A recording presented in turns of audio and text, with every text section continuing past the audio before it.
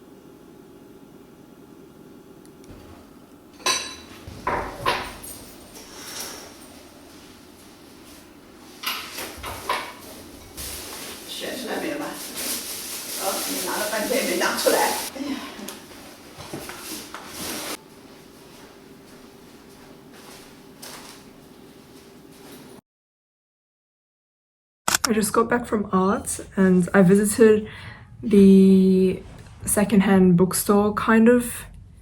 Yeah, it was different to the other one that I visited, but I picked up this book.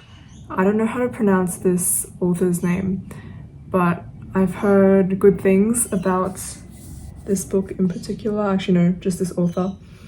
And it was only $5, which was also great. And on the inside, it says, "Dear Lindsay, hope you enjoy this. It's a personal favorite." But since it got donated, I guess this person did not enjoy it. But yeah, it's pretty cool. I like the look of it without the cover on more than it when it has the actual cover on. So I don't know. And I'll show you my artwork. It's we were doing landscapes and I think it's looking really chopped right now. But if you stand far away enough, it looks pretty good, doesn't it? Yeah, maybe.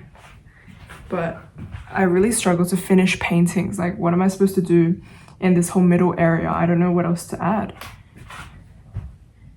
But yeah. So I really don't want to work on this again next week.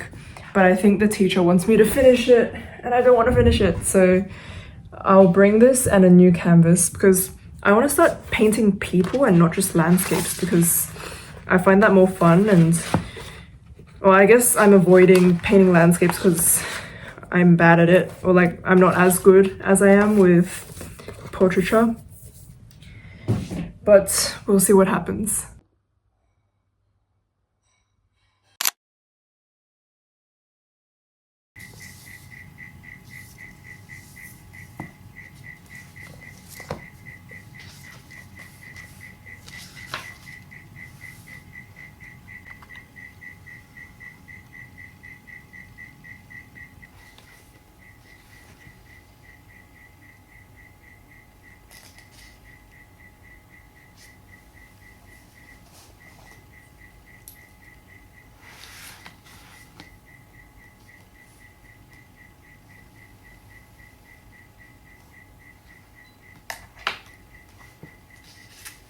I just finished reading the first short story in the collection of Lahiri's Interpreter of Maladies. The way she writes feels like such a movie. I feel like I haven't read a book like this in a long time, and these short stories are quite short. They're like 22 pages long. So it's very fast-paced and engaging. She's really good at writing detail. It genuinely feels like I'm watching a film, and I could feel empathy for the characters even though I've only known them for less than 50 pages. One of my favorite quotes would be, "The cosmetics that had seemed superfluous were necessary now, not to improve her but to define her somehow." I think there's nothing that really stands out to me, but not in a bad way, just because everything is written so well. I've underlined quite a bit of stuff, but it's not like some books where, wow, like this one line defines something really important in the human experience. I feel like this is more quiet and it's more authentic as a whole. It feels like real life. And it deals with some quite heavy subject matters. It's basically about how the relationship between the woman and the husband has shifted after she births a dead baby. She has a stillbirth, and they go through a series of really natural conversations. See, I thought it would be kind of forced or awkward for them to rekindle their relationship, but it starts with a blackout, and with the intimacy of the candles, they're able to come clean to each other. They're able to confess some things that they've done in the past that have possibly added to some tension in their relationship, and ultimately it builds up to the wife's ultimate confession. And yeah, it just feels very realistic to me, and I really love this person's writing style. I think her and Han Kang, they have such amazing writing styles that I would like to achieve one day. Maybe not, who knows, but I really enjoyed reading this.